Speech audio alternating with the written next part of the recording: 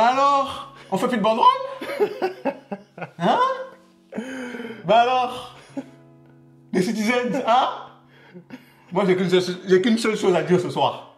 J'ai qu'une chose à dire. Vas-y, dis-le. En tout cas, le Real qui punit Manchester Parce qu'on City. demeure le Real Madrid.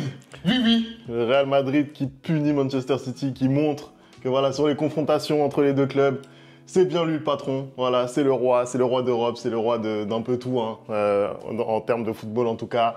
Le Real qui s'impose assez largement au final, 3-1, 3-1. En vrai, est-ce que tu t'attendais à ce match avant qu'on lance le générique? Fémi, le match que j'ai vu ce soir, en fait, c'est le match que j'attendais au match aller. C'est-à-dire que ce soir, de toute façon, on va bien parler. Ce soir, j'ai enfin vu mon équipe jouer au football. Voilà. J'ai enfin vu mon équipe fessée, humiliée. Même Guardiola, comme il a humilié sa femme. Oui. Et elle a bien fait de partir avec la moitié de l'argent. Non, c'est bon. On va lancer le générique maintenant parce que là, ça va déborder. Vous n'oubliez pas, vous abonnez, vous likez. Et c'est parti, on y va.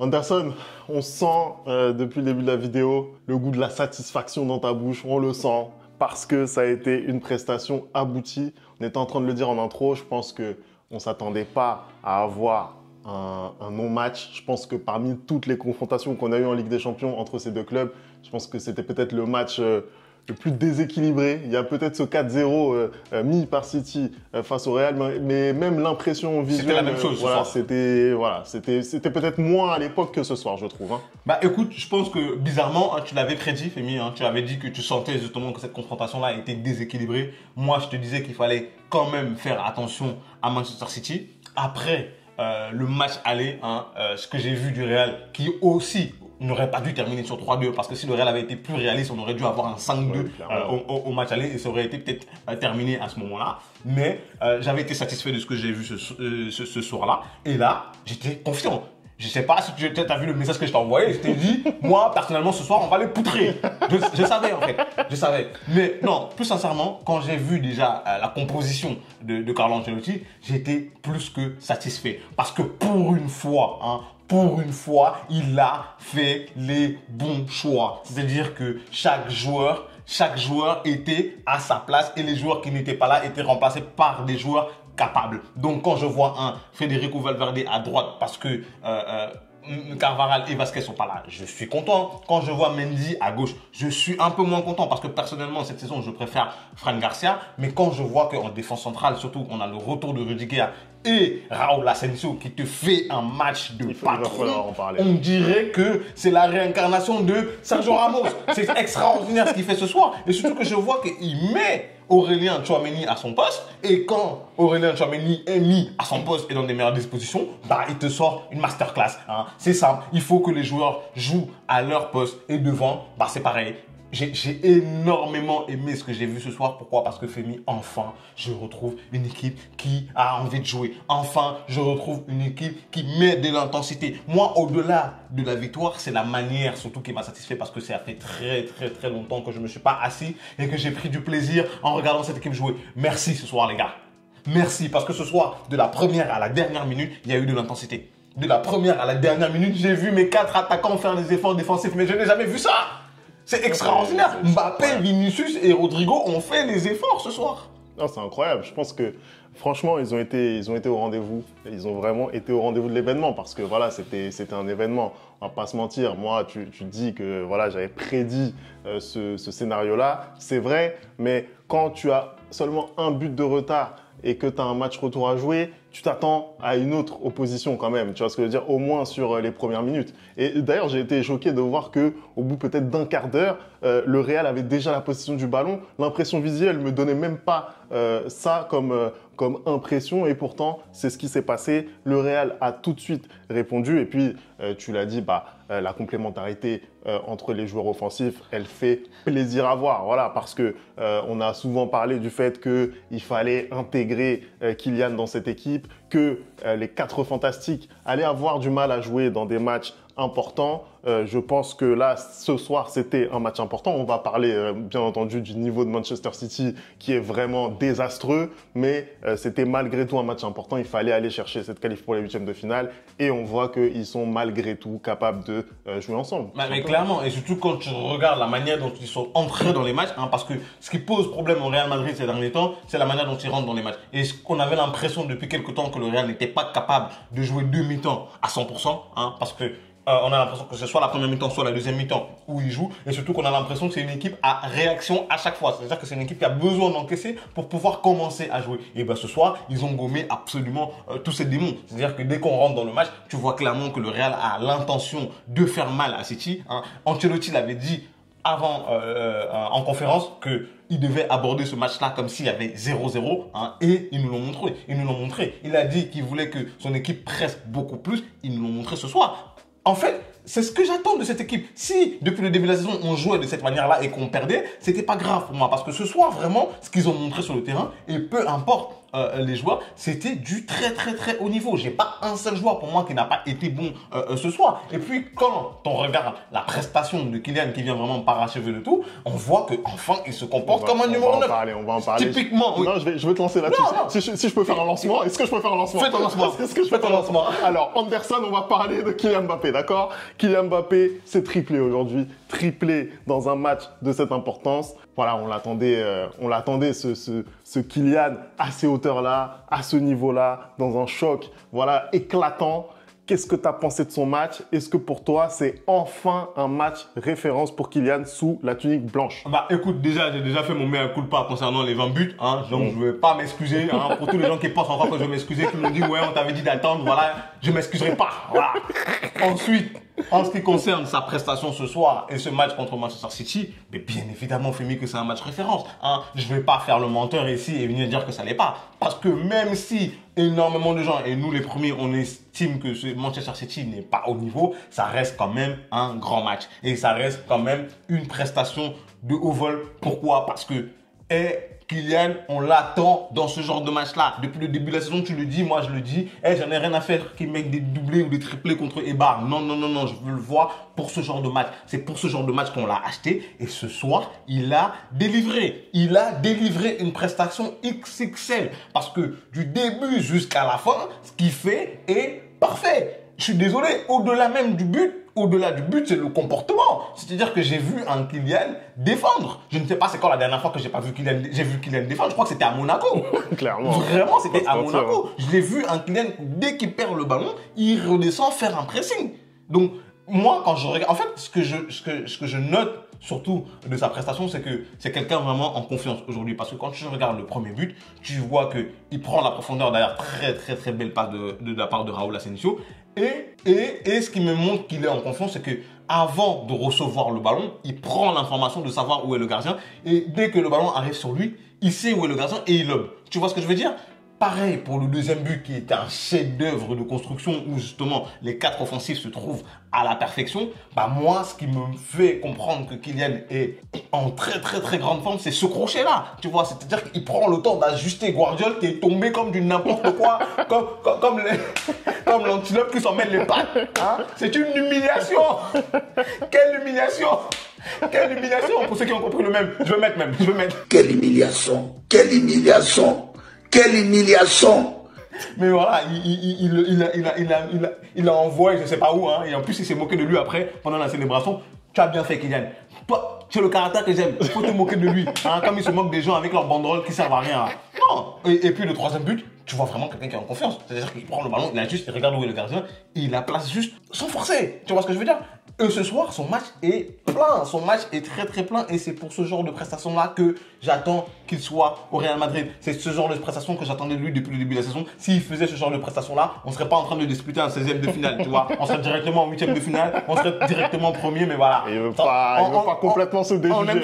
Bien sûr que non, je ne vais jamais me déjuger. Sauf s'il me met un triplé en finale de Ligue des Champions contre le FC Barcelone, là, je vais me déjuger. Après, justement, je suis d'accord avec ta dernière affirmation parce que Kylian, j'ai presque envie de dire, bon, on On a parlé longuement de ce qu'il a fait en début de saison, la période d'adaptation, les matchs où il a été très mauvais, notamment ce match à Liverpool, je pense qu'il a symbolisé beaucoup de choses.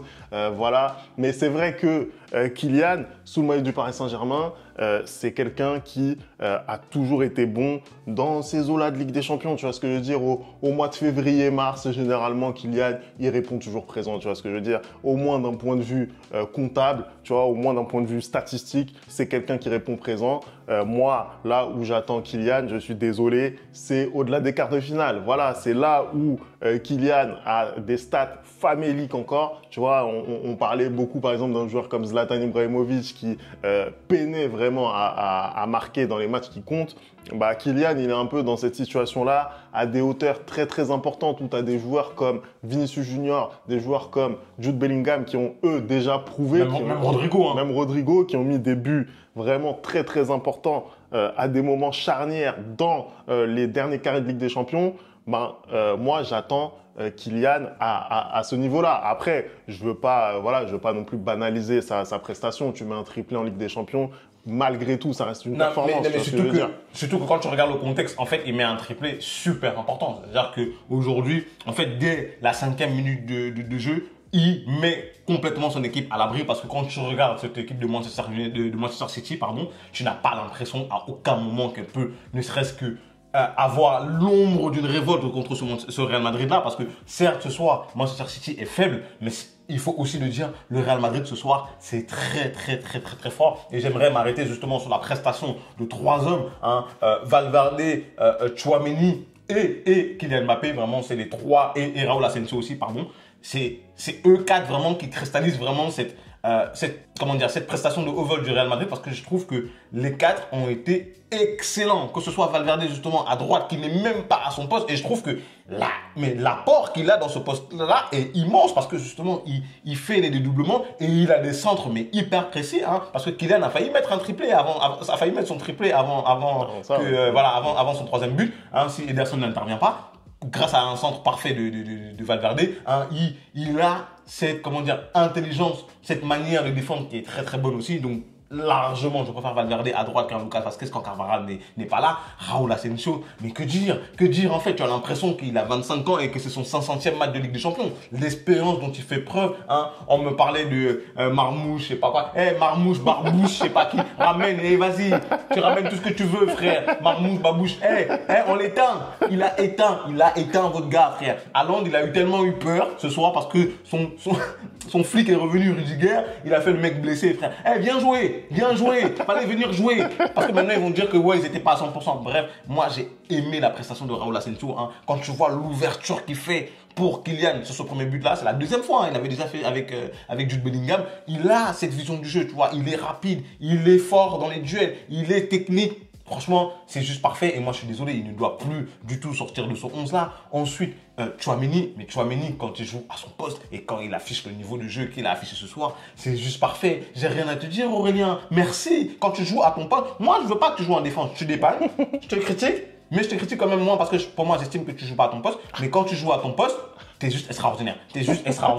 Et voilà, je pense que depuis un moment, Camavinga avait pris un peu le dessus sur Tchouaméni, mais là, dernièrement, surtout quand tu regardes la rentrée aussi de Camavinga, c'est un peu compliqué. Je pense que Tchouaméni, on comprend pourquoi Carlo, il l'aime beaucoup. Et puis devant, Kylian, il fait juste une prestation XXL ce soir. Il a pratiquement réussi tout ce qu'il a tenté. Je pense qu'il aurait essayé une frappe du milieu de terrain, ce serait sûrement rentré. Il était dans un état de grâce ce soir, un peu dans la zone, comme disent les basketteurs. Donc je suis content. Franchement, j'ai été content de mon équipe. Ce soir, il n'y a personne qui est en dessous. J'ai vu une équipe presser ensemble, attaquer ensemble, faire les efforts ensemble et malmener Manchester City en fait. Malmener City parce qu'à aucun moment j'ai eu l'impression que City pouvait faire quoi que ce soit contre ce Real ce soir. Au contraire, plus le temps avançait et plus j'avais l'impression qu'on pouvait mettre 4-0, 5-0 en fait. Non, clairement. Déjà, tu fais bien de parler de la grande prestation de chacun des joueurs du Real. Tu as parlé des 3 buts absolument exceptionnels de Kylian. En vrai, ils sont très très beaux ces buts. Et c'est vrai que tu fais bien de mettre en valeur leur presta parce que Manchester City, on regarde le week-end dernier, on se dit « Ah, Manchester City est de retour dans le game. Manchester City a fracassé Newcastle. Newcastle, c'est quand même une équipe qui joue une place européenne. Tu vois ce que je veux dire? C'est pas des branquignoles, si je puis dire. Et on se dit quoi? On se dit, voilà, City est en train de revenir petit à petit. Il y aura en tout cas un match qui aura lieu à Santiago Bernabéu. Moi, je me suis rien dit. Ce match, il n'a pas eu lieu. Moi, je me suis rien dit. Je t'ai dit qu'on allait les poutrer. Ce match n'a pas eu lieu. Merci Anderson. Ce match n'a pas eu lieu. Et c'est vrai que, oui, Manchester City, pour en parler un petit peu, ils ont vraiment un niveau qui est très, très alarmant. Déjà, on avait beaucoup parlé de l'apport des recrues. On s'aperçoit que... Il rigole déjà. Cousin-neuf, le pauvre. Après, sincèrement, voilà, t'as beau être un bon prospect, tu vois ce que je veux dire, t'as beau être un jeune qui a de l'avenir devant lui, voilà, quand t'arrives comme ça, en milieu de saison, d'un club, Lens, qui ne jouait même pas l'Europe, etc. T'as même pas énormément de matchs dans les jambes avec Lens, tu vois. Et t'arrives comme ça sur un match aussi important avec Manchester City, alors que déjà tes débuts sont un petit peu balbutiants, ne serait-ce que en championnat, etc. C'est compliqué. Tu ne pouvais que t'attendre à ça, tu vois. Tu peux prendre l'exemple d'un Asensio de l'autre côté, ça n'a rien à voir, tu vois ce que je veux dire. L'autre est jeune, c'est vrai, hein, les deux sont jeunes, mais Asensio, on a eu le temps de l'intégrer, il a pu faire ses preuves un petit peu en Liga, pas dans des matchs très importants, mais bon, il sort du Sérail Real Madrid, tu vois ce que je veux dire. Et surtout que tu te retrouves en face des deux meilleurs ailiers gauche limite de cette génération-là, parce que j'ai vraiment eu l'impression, comme a dit Rio Ferdinand, que c'était du tag team. C'est-à-dire qu'un coup c'était Vinicius qui disait bon moi j'y vais, un coup c'était Mbappé qui disait bon moi j'y vais, et les deux ils se faisaient un peu plaisir avec Kuzanov. Même de manière générale, on parle quand même d'une équipe de Manchester City, parce que on a vu Guardiola commencer à faire son Calimero, dire qu'on a 1% de chance de se qualifier. Bon, il avait raison, hein, il avait raison. Mais finalement, je sais pas, pour une équipe qui a dépensé pratiquement 200 millions pour le mercato, hein, on a des joueurs comme Kusanov qui sont arrivés, comme Marmouche qui sont arrivés. Hein, là, ce soir, il a mis Nico Gonzalez et tout. Il a un peu remanié son équipe. Je suis désolé, elle fait pitié à voir cette équipe de Manchester City, parce que vraiment, à un moment donné, même les commentateurs, justement, j'entendais Govou qui disait que j'ai limite pitié pour cette équipe, parce qu'on n'avait pas l'impression qu'ils pouvaient faire quoi que ce soit. C'est-à-dire qu'à chaque fois qu'ils essayaient de sortir le ballon, ce qui est normalement leur force, le Real récupérait le ballon aussitôt par du pressing, alors que le Real, c'est même pas la meilleure équipe en termes de pressing. Moi, ce que je vois ce soir face au Real Madrid, je me demande ce qui va se passer dimanche. Hein. Je vais m'asseoir avec mon petit café et j'espère que City va aussi les poutrer. Voilà ce qui va se passer. J'espère que City va leur donner 4-5-0 aussi, parce qu'il faut qu'ils comprennent. Hein, parce que cette équipe, je sais pas à quel moment ils ont cru qu'on était devenus des rivaux, qui pouvaient nous regarder droit dans les yeux et qui pouvaient parler avec nous, en fait, pour faire des banderoles de merde. Hein. J'espère que c'est ce qui va se passer. Et puis tous les supporters de Barcelone qui étaient derrière eux, là, bien fait pour vous aussi. Ce soir, vous êtes bien silencieux. Hein. Quand vous allez supporter, vous supportez n'importe quelle équipe qui joue contre nous. Vous n'avez pas honte? Et un peu de personnalité. Ce soir, ils étaient déjà prêts. Ils avaient déjà les tweets. Hein. Vous avez effacé tout ça. Tout était dans les brouillons. Vous avez tout effacé. Hein. On ne mettra jamais la honte sur nous comme vous. Jamais. Comprenez un peu. Tu parlais de Liverpool, bien sûr, hein, parce que tu as parlé de City, tu parlais de Liverpool, bien sûr. Bien évidemment. Mais oui, en tout cas, c'est vrai que ce City-là, c'est très compliqué ce qu'on voit, et la prestation déjà du PSG, parce que le PSG, voilà, c'était pas forcément une des meilleures équipes européennes. La prestation confirme la nette baisse de Manchester City, et là, ce soir, on le voit encore face à un Real Madrid qui est pas non plus dans la forme de sa vie. Qui est pas folichon, parce que je peux t'assurer que ce Real Madrid-là, ce week-end contre Girona, ça sera pas du tout la même chose. Il y aura un match nul ou une défaite encore. Voilà, donc ça confirme vraiment le déclin des hommes de Pep Guardiola. En tout cas, c'est une qualification pour les huitièmes de finale de Ligue des Champions pour le Real, qui va pouvoir maintenant s'attaquer à la défense de son titre. Hein. C'est fou de 20e fois, hein. Qu'est-ce que tu veux que je te dise, hein. On est juste habitué. Moi, je suis désolé, j'ai pas l'habitude de ne pas voir le Real Madrid jouer en Ligue des Champions en mars. Ça aurait été une anomalie. Hein. Ça aurait été une anomalie. C'est maintenant qu'on doit arrêter le débrief. Allez, merci d'avoir regardé cette vidéo. On n'oublie pas, hein, les bonnes habitudes, @le replay foot. Et on se retrouve très très vite pour une nouvelle vidéo. Ciao.